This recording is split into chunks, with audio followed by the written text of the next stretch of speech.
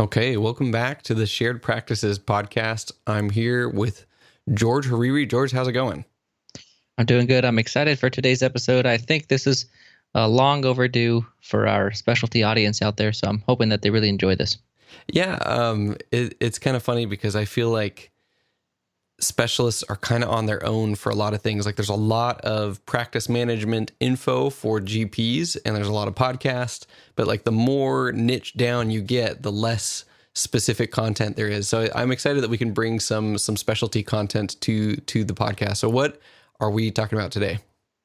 Well, I have Randon Jensen on the line, and if you guys remember season 2, episode 15 with Marie Chatterley, she works with CTC Associates out of like the Southwest.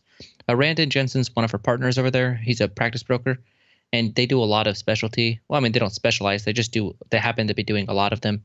And so we really talk about, for our specialty audience, or maybe if you're thinking about specializing or you're not sure, how do you apply the concepts and everything that we talk about in season 2 to a specialty acquisition? And so what are the differences both between a GP and a specialty acquisition, and between the specialties themselves? What are the differences?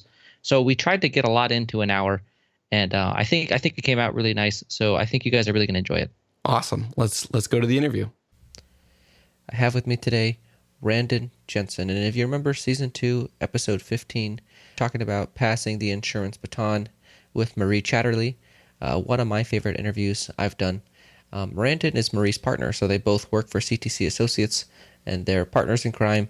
And so when I was looking for somebody to do an episode about specialty acquisitions, I contacted Marie, and then she referred me to Randon. So I'm excited today to have Randon on, and we're going to talk about acquiring a specialty practice.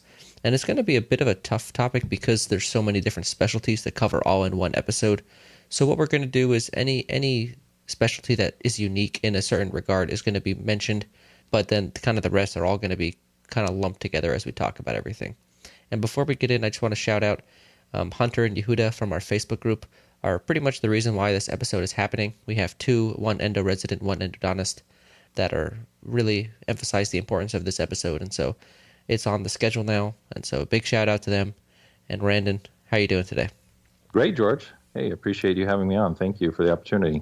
No problem. I think our listeners are going to get a lot out of this, the forgotten 20%, so we like to call them.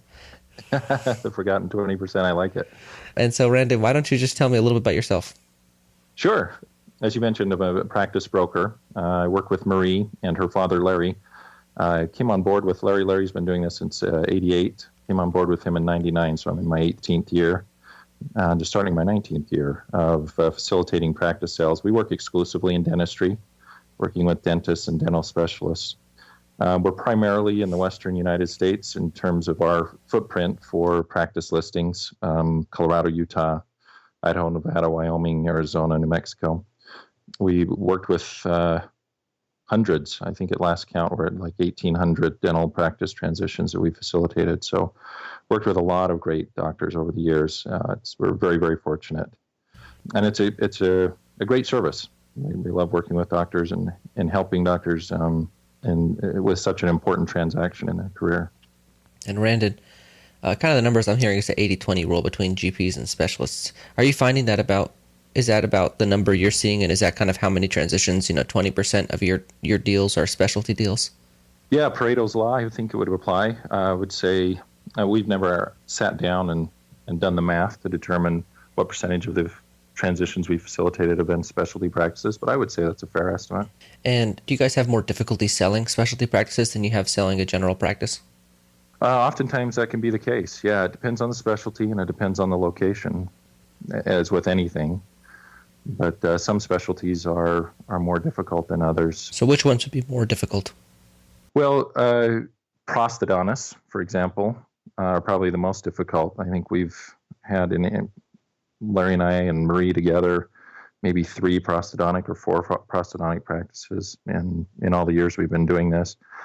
Very difficult to find prosthodontic buyers. That's been the biggest challenge there. What we find is in other markets, and we may get into this a little bit more in terms of how we value specialty practices, but if it's too easy to do a startup, it's difficult to sell a practice. Now, that sounds counterintuitive, but if we get into a market where there's a strong demand or need for a specialty, it's difficult to justify paying for a lot of goodwill value. And so those practices in those markets can be difficult to sell as well. But I don't want to paint a bleak picture. Most markets, most specialty practices, there's still a market. And to date, we haven't ever had one that we haven't been able to sell. And so what's the one that flies off the shelf the fastest? What specialty?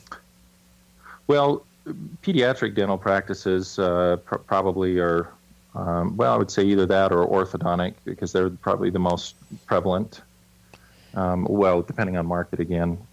So those are the ones that, in terms of volume, we do more of than the other specialties. If I had to rank them, it's probably pediatric and ortho up at the top of the list, and then perio probably next, then oral surgery. Those are probably neck and neck, and then endo, and then, like I said, prosthodontic. And then there are even what I'd call subspecialty practices, like TMD practices, holistic practices that may be general dental but have kind of a niche, a unique niche. Mm-hmm. And those can be rare. And those can be a challenge too, because again, finding a buyer with the same philosophy and background and training can be a challenge. Yeah, I definitely can imagine. And so you kind of talked about Goodwill, and I want to carry on that subject. So how do you assess Goodwill in a specialty acquisition? It's a bit different, in my opinion. Great question. Yeah. Well, Goodwill is defined in a lot of different ways, but in the end, really what a buyer is looking for is cash flow. And so what we're looking for is a business, or in this case, a practice, the capacity and ability for the practice to generate a cash flow. Patient flow, as a general rule, represents cash flow.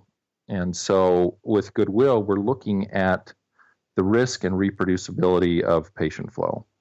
That becomes more of a challenge with specialty practices, because most specialty practices rely heavily on referral sources. And so the question is, what's the likelihood of retaining those referral sources and retaining the same level of referral from those sources once the practice transition takes place and the buyer takes over? So in terms of assessing the goodwill value, that's what we're looking at a lot of different elements. I don't know, we won't get too in detail with won't go into too much detail about the mechanics of the valuation process. Most commonly, we're using an income-based valuation model. And so multiples or capitalization of earnings, the capitalization rate, can all be influenced by that risk and reproducibility. And so higher risk, obviously lower value, lower likelihood of reproducibility, lower value. And so just to kind of get a number out of you. So in my market, we had a local broker on, and we talked about 1.7 to 2.5 times net income is what a practice would go for, a GP practice. Is that kind of the same range as a specialty practice if you're buying it based off of its cash flow? Generally, no. And first of all, the most ubiquitous rule of thumb we hear is a percentage of gross. So I'm glad to hear you say at least a percentage of net, because at least that takes into account operating overhead. But for specialty practices, we'd see a lower multiple of net earnings. And in some cases, that may only be 1 times net or less than 1 times net.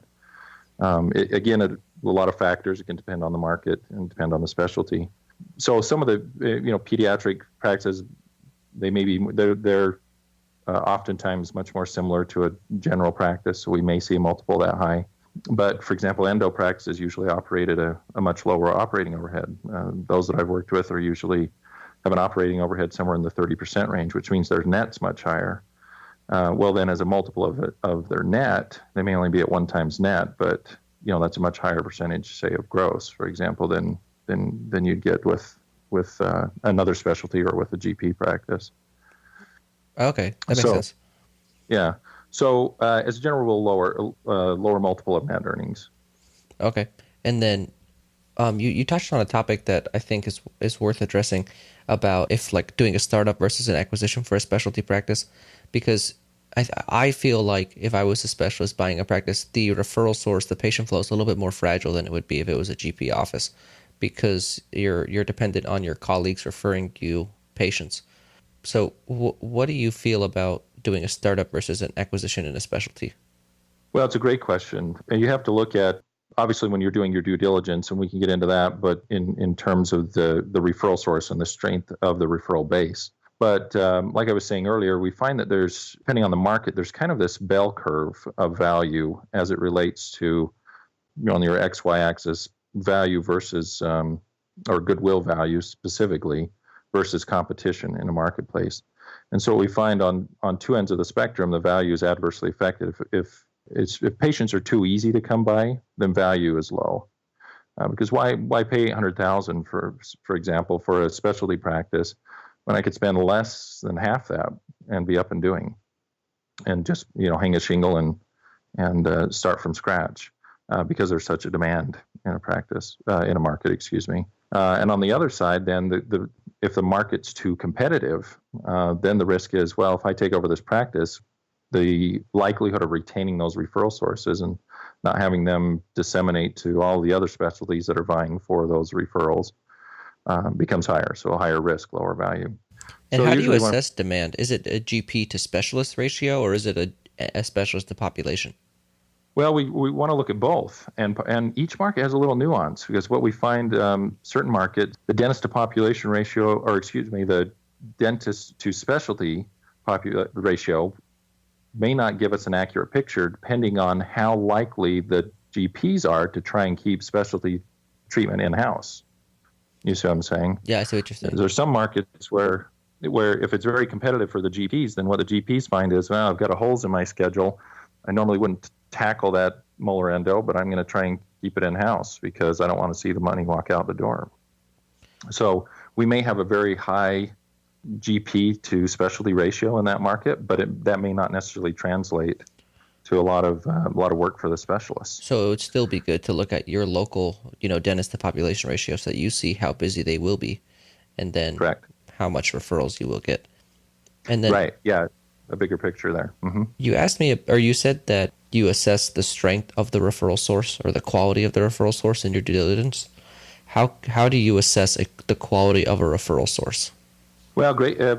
Great question. So when you're looking as a specialist, when you're looking at a practice, first of all, you want to determine where are the most of the new patients coming from. Are they coming from existing patient referrals? Are they coming from external marketing? Or are they coming from professional referrals? Because all of that, again, ties back to the reproducibility. I had a oral surgery practice, for example, recently that was one of these. I know this is becoming more of a trend to become the roving specialist, right? That you don't have an office to yourself. You just go from office to office and either sublease space with a GP or do an office share arrangement. And the challenge with this particular practice is that very few of the patients were coming as referrals from the GP office in which the doctor was working. They were almost all generated from external marketing.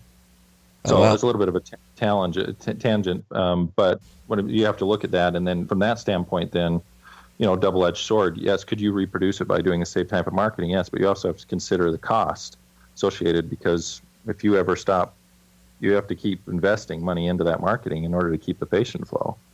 If you ever turn that off, the patient flow disappears.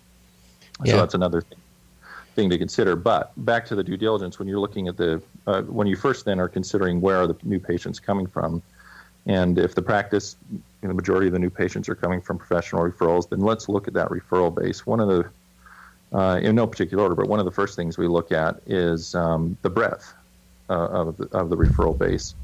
And usually we're looking to see, again, staying with Pareto's law, are 80% of the professionally referred patients coming from professional referrals, are they coming from a base of, say, 5 referral sources or 25 referral sources? Because in a transition, if it's coming from 25, hey, I could stand, but the buyer can stand to lose, 2, 3, 4, even 5 of those, and probably still be okay. But if it's only 5 and I lose 2 or 3 of those, well, I got a real problem now, you see. So the more diversified referral base is a better asset for the buyer because they have less risk going into the transaction. Is that kind of the way you look at it? Yeah, essentially. That's one of the elements to look at, is how broad is the referral base, how many patients. If the specialty practice is too reliant on just a handful of referral sources, that it's increased risk, the risk of losing or the attrition associated with with losing one of those. The patient attrition associated with losing one of those referral sources can be dire. The consequences could be dire for the buyer. So that's one of the things we'll look at. We also want to look at the referral pattern, the frequency. How frequent do these referral sources refer? What's their distance from the practice? What's the quality? When I say quality of the patient, meaning the type of procedures they're sending, are these quote unquote quality patients, meaning they have a lot of work that needs to be done. How long has the patient source been referring? Also the age of the referral source. Oftentimes referral sources will age with the doctor. So you have an older doctor that's retiring, and most of his referral sources are maybe contemporaries, because what we find is that this is a generalized statement, of course, but a lot of times older doctors feel uncomfortable going and soliciting referrals from younger referral sources for whatever reason. May be a number of reasons why they're not comfortable doing that. So what will start happening is, as their referral sources retire and pass on, then the number of referrals coming in starts to diminish, because they're not connecting with and maintaining that same type of referral relationship with the younger doctors. So the age of the referral base is another thing to consider as part of the due diligence. Is there anything else you look at in the referral base? Let's see. I think that's probably distance, the breadth, age, how long they've been referring. I think those are the primary elements that we would recommend a buyer would look at as part of their due diligence, and of course things that we're looking at when it comes to practice valuation. Okay, so I think we touched on valuation as much as we can, and due diligence in terms of assessing the referral source. So now post sale, how is Goodwill transferred in a walkaway sale where the seller leaves and the buyer comes on right away? So walkaways, it's interesting because with some specialties that may not be much of an issue, and with GPs it usually isn't. I think a lot of times we have this erroneous assumption on both the part of the buyer and the seller that we have to have an overlapping transition period in order for the transition to be successful and in order for the patients to be retained. We find that's just not the case for GPs, and like I said, probably for pediatric and to a certain degree orthodontic. Again, depends on where most of the new patients are coming from with orthodontic. But otherwise, as a general rule, for specialty practices, having some type of an overlapping transition really is beneficial to maintaining, or as much as possible, retaining those referral sources. Now, it may not need to be an extended transition period. Oftentimes, I've had only a 90-day period, but during that period, the parties really have to be proactive about getting out, making personal introductions, meaning the seller personally introducing the buyer to as many referral sources, and definitely those key referral sources as possible, so that we get that endorsement firsthand and increase the likelihood of that referral source continuing to refer patients. As some of you may know, the opportunity to join Richard on this podcast came abruptly. We had been friends for a while, but I never thought about the idea of actually being a co-host to the podcast. One of the best examples of this is a post that I made on Dentaltown less than 2 weeks before I joined Richard. In the post, I talk about my frustration with podcasts as a listener. I never felt like I could get enough information out of them. And one of my missions when I joined was to create episodes that I would want to listen to. I talked about this a little bit in the outro of Tanner's episodes. I wanted them to be packed with actionable information that can apply to your life and actually improve it. The feedback I had gotten since I came on has been pretty unreal. But one thing I keep hearing over and over again is that despite our best efforts, people are just not able to apply all the information. I feel like the podcast medium makes it difficult to get across dense information.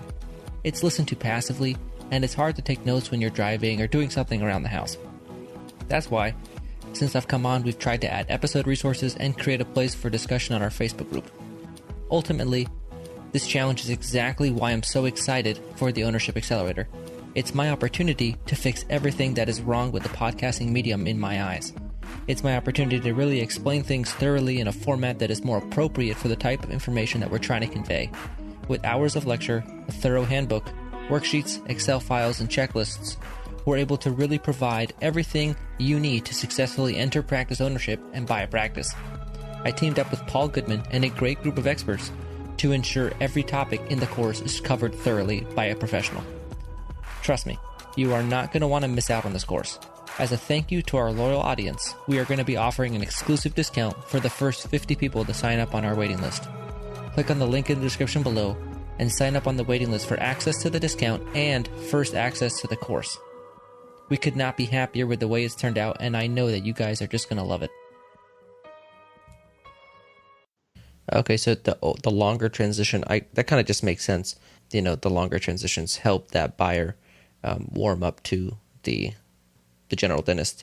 One thing that's kind of always struck me as odd is in the specialty world, it's you're referred. A lot of it is based on your clinical skills. Maybe not clinical skills, but the way you do things clinically, I think, has more of an effect than it when you're buying a general practice. You know, your population, your patients aren't as knowledgeable about your work. And I think that's kind of one thing that it strikes me as odd in the process of acquiring a specialty practice. Do you find that to affect referrals at all? Yeah. Well, it's interesting and that's one of the things we recommend with the buyer is that they have a clear understanding of why that referral source has continued to refer to the doctor, because it may be different for each doctor. But like you said, the clinical aspects definitely play much more of a role in that relationship than they do, say, in a general dental practice. Because most patients, as long as the shot didn't hurt and the bite's not high, they don't know the difference between a great MOD and a crummy one, unfortunately. But a referring dentist will. I mean, they'll be able to tell to a certain degree the quality of the work, and so that can make a significant difference. But I'm always surprised by what makes the difference. And in some offices, it has nothing to do with the doctor. I know that sounds odd, but oftentimes it's the front office. And when the patient's leaving, checking out, what the doctor say, well, you need to be referred out to a specialist. And it's the front office that's making the decision on who that goes to. And dentist plays a little role in it. So it depends on the office, but that can be the case. And there may be other things that are influencing, besides just the clinical aspect. Of course, I think that needs to be a baseline, but it may be other perks, maybe other, I know you have to be careful with that when it comes to each state has different laws in that regard, but it may be just personality, hey, how we get along. And so I always recommend a buyer take the time to truly understand, why is this particular referral source, why have they been referring, what's been the primary reason they've referred to the office, and then try to reproduce that again as much as possible. So along that same line, how do they figure out why people are referring? Do you go ask them, or what do you do to figure that out? Yes. Well, first of all, ask the seller what they think, but I wouldn't rely on that entirely, because their perception may be skewed a little. I say, yeah, absolutely go ask. Even if you don't get a decent response, just in the asking, you've made a great impression, in my opinion, in my experience. Buyer goes to referral source and says, hey, I want to make sure that your patients have the best possible experience in my office. I want to make sure that it reflects positively on you and your office. I want to make you look like a rock star when you send patients over to me. What can I do to make sure that happens? Or, why have you been, or what's the primary benefit that you and your patients have derived from being seen by Dr. Seller? And what can I do to make sure that we continue that? I mean, I really like about that. It. Yeah, just in the asking, you've made quite an impression on the referring doctor, I think, because, hey, this is a doctor, this is a guy or gal that really cares about me and my office and making sure that my patients have a good experience there. One thing I was going to mention, George, before I forget, in that overlapping transition go back a couple steps, I was going to say, yeah, the longer the transition period overlapping, generally the better in terms of retaining referral sources, but only up to a certain degree. What we find is there can reach a point where, for example, if the buyer is keeping the seller on, where now there's no additional benefit to be gained in terms of retaining. And at that point, it doesn't make sense for the buyer to be paying the seller to do work that they could be doing, if that makes sense. And a seller then at a certain point can actually start to become a challenge from the standpoint of referral sources and seeing patients. Meaning, if the referral source didn't have a choice, or the patient didn't have a choice, they'd go see the buyer. But as long as the seller's still there as a choice, they're going to choose the seller. Does that make sense? That does make sense. Yeah. So once the seller exits, then still retain those patients and those referral sources, but in the interim period, the seller's kind of acting as a hindrance to switching those patients over to the buyer. So when does that time come where, it'd be better if the seller left? Really could be different in each office. And, in some offices, there may be sufficient volume to support both the doctors, in which case we say, hey, just keep going. But if it is a scenario where the buyer's taking over the practice and the seller's working back, I try to impress upon the seller that, hey, your schedule's subordinate and the buyer's needs to be filled first, because the buyer now has the responsibility of covering the overhead, making payroll, covering the debt service for the acquisition, et cetera. He can't afford, or she can't afford, to have holes in the schedule while you're seeing patients. It just doesn't work economically. If it does work and the buyer's schedule's filled first, we have excess and overflow, absolutely, by all means, then it's a win-win. But they just need to know that in advance, because it reaches a point where buyer may be sitting there twiddling his thumbs, figuring out how to cover overhead while the seller's seeing all the patients, because that's their preference. Given a choice, hey, I'll go see the seller. But if the seller's no longer there and they've made a strong endorsement by letter, in person, a number of ways to do that, then it may be best for the seller to exit at that point. And then what is the percentage that you recommend the buyer pays the seller post-transition? I know that in dentistry, it's, or in GP world, it's in the low 30s. What is it? Is it like 40% that you would expect to pay a seller if you're retaining them on as an associate? Great question. It depends on the specialty. Some specialties will command a higher. Pediatric dentistry, for example, it depends on the market, maybe only 30, 35. Oral surgeons, usually that's higher, 40%. Same with endo, 40, maybe as high as 45, depending on the market. Now, orthodontists are different. They're usually paid per diem, flat dollar amount per day for each day that they see patients, just simply because it's nearly impossible to track production by provider in an orthodontic practice, especially if they're seeing the same patients for their monthly or checkups. So that again will vary by market. It range anywhere from $700-800 a day up to $1,500 or more per day, but usually somewhere in that $1,000 a day range, at least in the markets that we're working, is what we're seeing for orthodontists. Now, before I forget too, George, sorry, I keep having these things pop into my head. On an orthodontic practice, we were talking about valuation. Ortho's a unique beast outside of, when it comes to valuation, outside of the other specialties, primarily because of work in progress. It's all work in progress with an orthodontic practice. And so one of the key elements that we look for in valuation, and that a buyer needs to be aware of and look for, is outstanding orthodontic contracts receivable.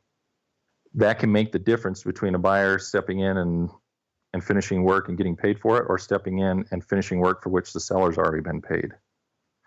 So if we have an orthodontic practice where a seller's collecting most of the ortho fee up front, and they've already collected that money, we find it's a triple whammy for a buyer. They're going to step in and have to, unless they've made arrangements and it's taken into account in the valuation, or there's some type of reconciliation at closing, the buyer stepping in and having the majority of the cases that need to be completed for which the seller's already been paid. So the buyer's doing the work for free, has to pay the overhead to complete the work, and most likely, depending on if the valuation was done correctly or not, they're paying a higher valuation for that practice because the revenues are showing higher, because it's money that was collected in advance of treatment. So orthodontic contracts receivable can make a big, big difference in the value of an orthodontic practice. And we've seen that, unfortunately, in other transactions that we've heard about and not been involved with. We've heard that it's been detrimental to buyers. So something you want to look at in terms of the ratio of orthodontic contracts receivable, and both in terms of the ratio to revenue, but also to the number of patients in active treatment. Randon, I was going to ask just kind of a random question. Are we covered on the transition time, or is there anything else you'd like to talk about transitions before I just kind of start asking you some more general questions about specialty acquisitions? Oh, about how to make that transition with the selling specialist? Yes. I think we're pretty well covered. Did you have anything you wanted to add? One thing, probably I would say, as far as a buyer's responsibility, not only finding out why the referral source has been referring, but I think the buyer needs to do as much as possible to maintain great relationships with the seller and with the staff. Staff continuity can be very important because, like I said, a lot of times the reason the referrals are happening because of some type of relationship between office staff. But also with the seller, a lot of times buyers think, well, hey, I paid you your money, you're obligated to do this for me, and then get out of my hair. And almost, in some cases, I see buyers treat sellers almost contemptuously. And if it leaves a bad taste in the seller's mouth, be careful, because there's a high likelihood, or we know there's a high likelihood that that GP is going to run into that seller at some point down the road, maybe at a professional function or out on the golf course or wherever. You're going to say, hey, how's the new guy? Yeah, well, listen, this is what he did to me, X, Y, and Z. It's not going to reflect positively on the buyer. I think that's another. In our podcast, we talk about not negotiating too much on price and, preserving the seller's goodwill in the middle of the negotiations. It sounds like that's even more important in a specialty acquisition. Would you say that preserving the seller's goodwill through, making the negotiations go as smoothly as possible is something that's important to you in a specialty acquisition? Oh, yeah, absolutely. Because a lot of times those referral sources have developed personal relationships, friendships, outside of the professional relationship. So having that ongoing endorsement, if they hear that, hey, the buyer treated the seller poorly in the transition, the chances of retaining that referral source are pretty slim. And my question for you was about the kind of the GP practices. They're getting scooped up pretty quickly. The ones that get listed are the good ones. And, a lot of that has to do with the growing group practices around the country and whatnot. Is that same thing happening with specialty acquisitions, or is the market very much solo docs buying specialty practices? Well, that's still the majority of the transactions, at least that we're involved with. But we are seeing a trend, understandably, with the growth of group and practices and corporate practices. Of how would I describe this? Of assembling, here we have this network of GP practices. Rather than referring out the specialty practices, let's hire a specialist to come in and go from office to office, and we'll keep all of our specialty treatment in-house. So I haven't been seeing a trend as much with the groups or the corporate groups buying existing specialty practices, but rather pulling specialists into their network of practices already, if that makes sense. So what that's done is it has been, we're starting to see creating for lack of a better term, a little bit of a shortage in terms of eligible interested buyers in the marketplace. Because they're now taking positions with the groups rather than pursuing solo practice. Okay, so if I'm a specialist, let's just say I'm an endodontist, and I've graduated my residency, I've got some experience, and I'm ready to get into ownership. You kind of have three routes you can go, the way I see it. You have the revolving specialist that you just described. You could be one of those guys. You could buy a practice, or you could do a startup. So can you take us through the decision process of each of those? Can you buy that revolving specialist business, or is that not really a tangible asset that you can purchase? Well, yes, there are opportunities to do that. Usually not with a corporate or large group practice. That's all just part of their practice. It's you're more of an employee with those guys, correct? Yeah, exactly. But there are specialists that are now going to that model where they are, for lack of a better term, a solo practitioner, but just without any brick and mortar. So there is an opportunity to buy those practices. That the challenge with those is they're from my standpoint, as a valuation, from the standpoint of valuation and transition, is there's just not a lot of track record. So we don't know, the risk and reproducibility that we talked about earlier is difficult because we don't have a lot. We don't have other comparables to look at, so to speak. But there are those opportunities out there. They're becoming more common.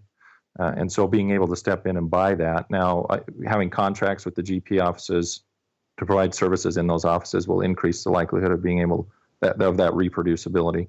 But yeah, so I would say that's an accurate assessment of the three options available.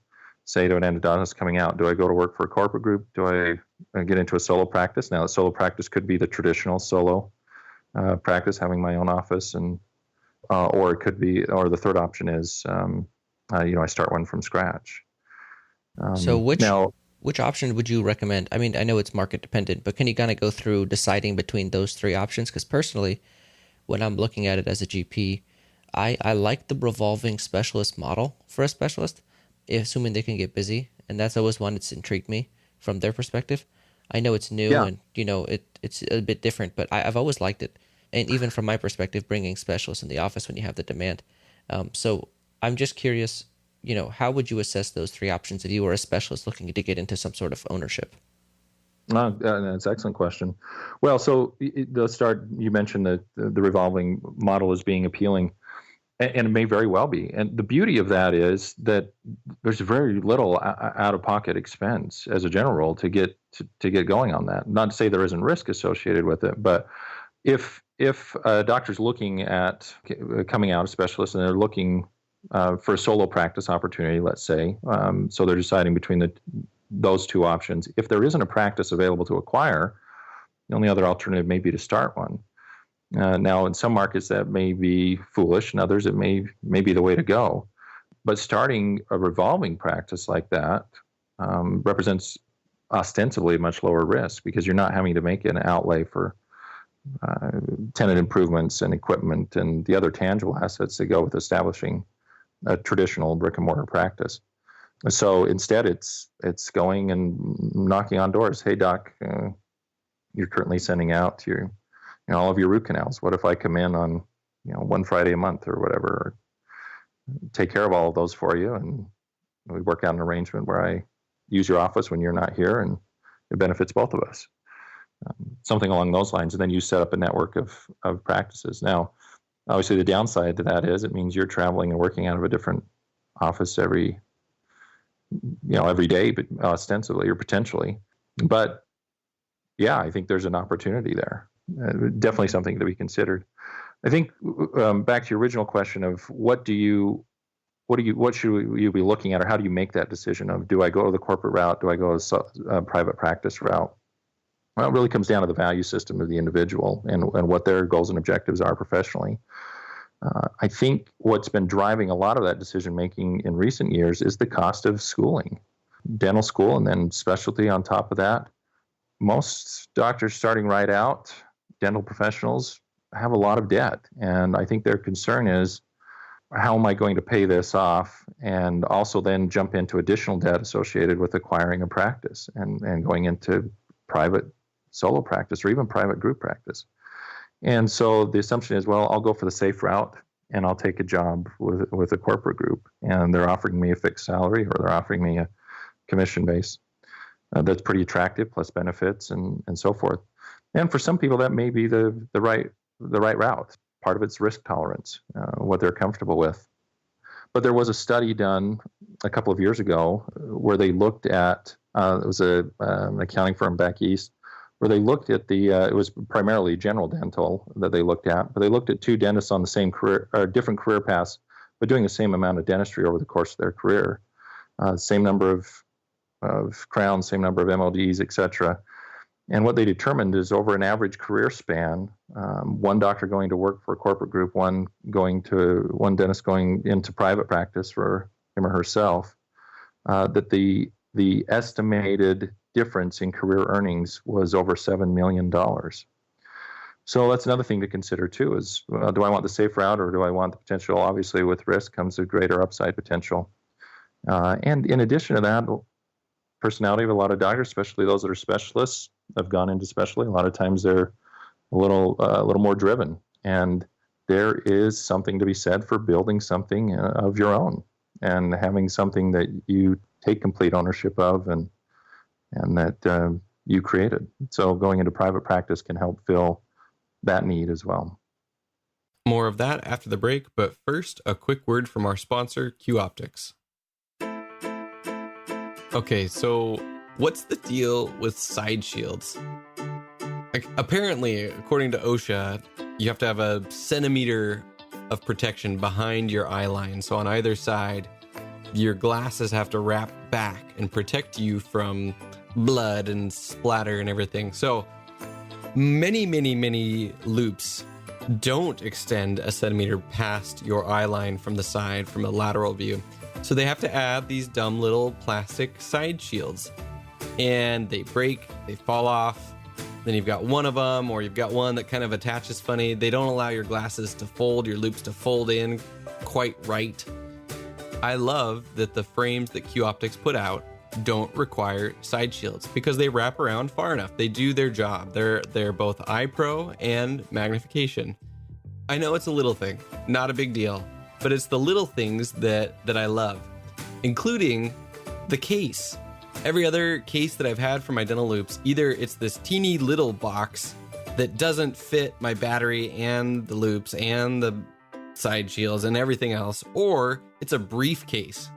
I mean, how hard is it to make a small, convenient, protective case that's just big enough to fit the whole package with everything attached, but not a 1940s briefcase that you need to check when you board an airplane?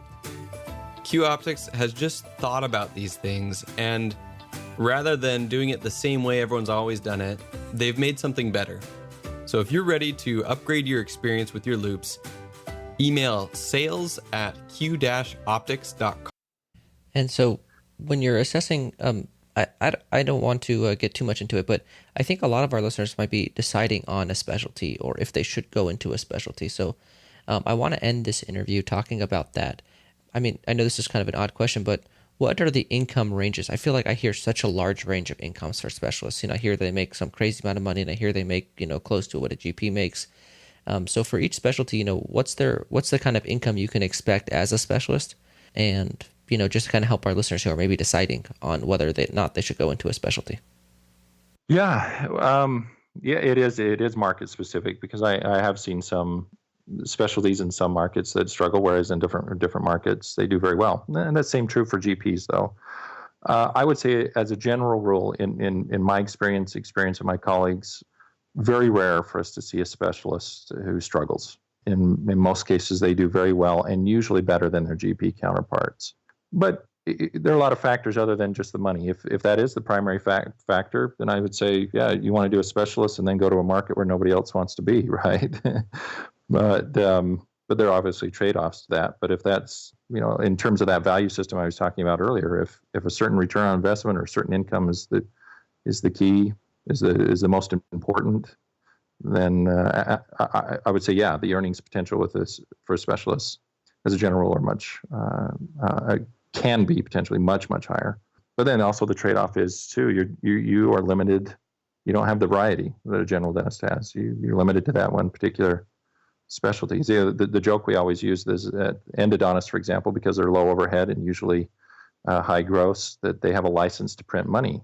The trade-off is you have to do root canals all day. That's funny. So, but for endodontists, they love that, and that's what they love, and that's obviously the right career path for them. So, what is the percentage increase in income? Is it double for what a GP and a specialist would make in the same market, or is it like a 50% increase? Kind of what's the if you had to just kind of pin an average? Well, I know there are statistics that track this, government statistics. Questions always, how accurate those are. And so I haven't looked up those in recent years. It's been a couple of years since I looked at it. When I looked at it before, I would say it ranged again by specialty, but it could be anywhere from 25 to 75% higher. In my experience, the income can be as much as twice what the GP counterparts are earning in certain markets. But I would say as an average, again, I know we're talking in generalities, so that's hard, but probably closer to that 50% range.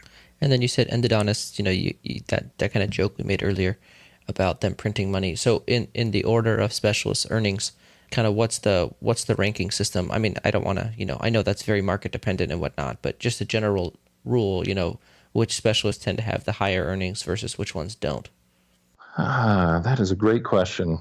Yeah, because I know I'm asking you tough questions, but our listeners are deciding, so I'm trying to give them as much information as possible. Yeah, absolutely. Well, yeah, and if they're trying to decide between, I really like oral surgery, but I also like being a GP, is there enough of a difference to justify the additional schooling and whatnot? And which specialties, compared to each other, so I just kind of want to get an idea of a list for them. Maybe I think that could be helpful. Yeah, absolutely. I would say, based on my experience, the specialists that I see are earning the most, probably oral surgeons and endodontists. Next would probably be orthodontists, and perio would be in about that range. And then pediatric dentists. Oftentimes I see them in line with GPs, but it's probably slightly higher. So ranking probably somewhere in that order. Again, always exceptions, and it is market dependent. And so a GP practice, the average production or collections is like mid 650-ish. Nationwide is kind of the number I've been hearing. When I think of an average size practice, that's what I think of. When you think of an average size specialty practice, or you could disagree with that number even, but no, what would you say is kind of average for a specialty office to be doing production-wise or collections? Yeah, well, so rare that I would see an oral surgery practice grossing less than $1 million, for example. Endo probably same 8, 9 or above, over 7 figures. Ortho's not far behind that. I guess it depends. I've been talking a lot too about. I should clarify. I say a lot market dependent, but I want to caveat that by saying I've seen dentists, specialists, and GPs who have gone into very competitive markets where everybody says you're full, you can't buy a practice and do well there, you can't start and do well there, and absolutely crush it. So I'm of the philosophy, the old poem Invictus. If you're the captain of your ship, if you're the master of your destiny, it really doesn't matter what market you're in. You can still thrive. If any listeners are concerned about, well, I want to go to this market and I know it's not great for dentistry, or I know it's not great for this specialty, if you want to live there, if there are other elements, don't let that dissuade you, because you determine your own success. Randon, I'm really happy you said that. I'm in the process of buying a practice in Phoenix, and that's kind of that market everyone talks about, locally. Don't go to Phoenix, but I think you have to do a cost benefit analysis to yourself and figure out what is most important to me and what are my must-haves and what are my negotiables. And so if living in a certain area is a must-have, then live in that area. Oh, absolutely. Absolutely. Things more important than the money, but even then, you can still have the success you want. What I usually say is, in a competitive market, a mediocre dentist will struggle. And by mediocre, I don't mean clinical skills, unfortunately, because like we established earlier, most patients don't know the difference in the quality of the dentistry. But if they know how to connect well with patients, and again, with specialists, connect well with patients, connect well with referral sources. If their primary guiding value is providing care and really caring about patients, money will take care of itself. I love that. And I think that's a great thought to close on. Brandon, do you have anything else to add before we sign off? Just thanks again, George. It's admirable what you're doing. I think this is a great service for your listeners. Great to get them information that will hopefully be helpful for them in their career. That's why I do what I do, is be able to, again, serve those and hopefully benefit those professionals that are at a critical stage in their career, starting out and deciding which route to take. So kudos to you for what you're doing, and thank you again for the opportunity to participate. Yeah, I appreciate it, Randon. Thanks for having me on, or thanks for coming on. And I hope that the specialists listening, or the specialty residents or dental students thinking about specializing, I hope that you guys got what you wanted out of this episode. It was probably the most challenging one for me to prepare for, both in finding a guest and in getting content that I thought would be relevant for somebody who's not in my same situation. So hopefully you guys got what you needed out of it. And I think this was a great interview. So again, thanks, Randon, and we'll see you guys next time. Thanks, George. Take care. Okay, that was great. What were the biggest takeaways for you, George? Well, Richard, when I was thinking about what kind of topics we were going to talk about, the biggest thing that came to my mind was the Goodwill. As a specialist, it's harder to buy a practice because the people, your incoming patients are coming from GPs, and they're not like regular patients. They're more educated when they're referring to you. And so I felt like that Goodwill was a little bit more fragile.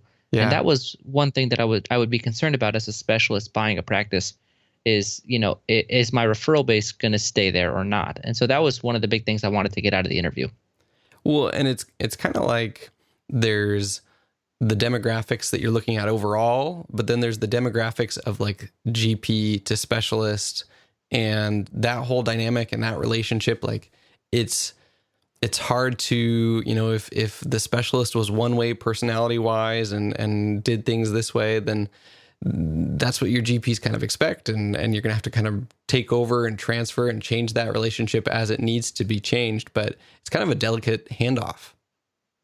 Oh, yeah. And, like one of the things that he talked about was the number of GPs that are referring to a particular specialist. If your specialty practice is based on a handful of, really good, solid referral sources, that I would think that's a transaction with higher risk for a specialist buying that practice. If you upset one or two of them, you lose 20% of your practice. Sure. Versus, a GP, a referral base that's a lot larger, maybe 20, or more GPs referring to that specialist, then you have more diversity and, less of an impact if you upset one or two doctors. Yeah. And so that was one of the big things that I thought was important to look at if you're looking to buy a specialty practice. Awesome.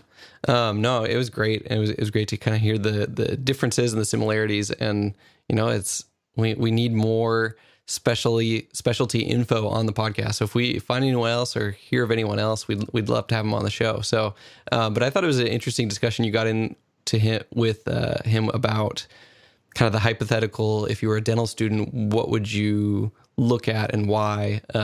So what brought that up for you? Well, I get a lot of emails from, everybody. And I think that if I should specialize or if I shouldn't, and then what kind of income increase am I getting out of the time invested in the specialty program and, lost income that you could be getting as a GP in practice. And so all those questions made me want to know that if I was thinking about it, which I'm not, but if I was, sure, I would want to know, what specialties make how much more money than a GP and how much, think about how many years of residency that is versus the income. And so I thought it was interesting when he kind of broke it down where it was like 3 tiers, where it was like, OS and endo in terms of their income as like the top tier. And then you kind of have ortho, perio, in the middle. And then pedo was, I guess, the most comparable to a GP salary. And I thought that was very interesting. I would have expected ortho to be higher and maybe endo to not be so well thought of. You've almost thought of perio higher than ortho too, which I thought was interesting. Yeah, no, did Pross even make the cut? I don't know. I think it lumped in there with the maybe between ortho pedo or ortho perio and pedo. Because that's a Pross. You can almost be a GP. Sure. In your procedure mix, but I don't know about that one. Yeah, I'd have to ask him. Well, and the pedo really surprised me. Like I really felt like, I don't know, you have a high volume pedo practice.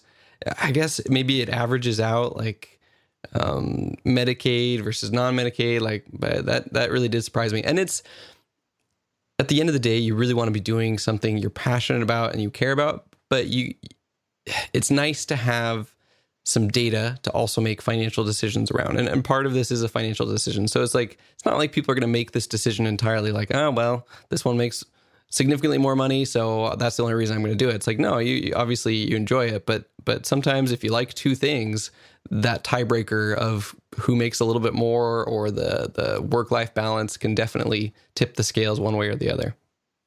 Oh yeah, and I think we got to throw the caveat out there that even with all of these, your income is so based on your own personal drive and everything that you do to set yourself up in a good situation. So with that being said, they say the GP average salary is, blank, but we see people making, so much more than that, so many times more than that I think we have to throw that out there also. So, they're just generalities and, take it for what you think it's worth. Absolutely. Awesome. Well, thanks for doing this interview. This was good stuff. And we'll talk with you guys next week on the Shared Practices podcast.